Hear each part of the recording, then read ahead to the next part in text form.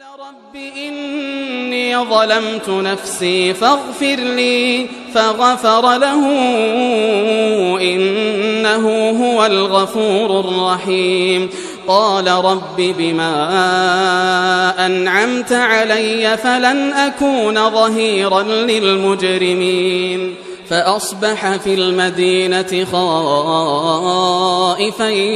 يترقب فإذا الذي استنصره بالأمس يستصرخه قال له موسى إنك لغوي مبين. فلما أن أراد أن يبطش بالذي هو عدو لهما قال يا موسى أتريد أن تقتلني كما قتلت نفسا بالأمس إن تريد إلا أن تكون جبارا في الأرض وما تريد أن تكون من المصلحين. وجاء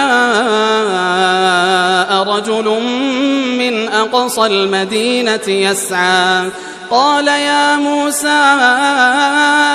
إن الملأ يأتمرون بك ليقتلوك فاخرج إني لك من الناصحين.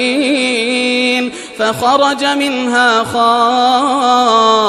خائفا يترقب قال رب نجني من القوم الظالمين.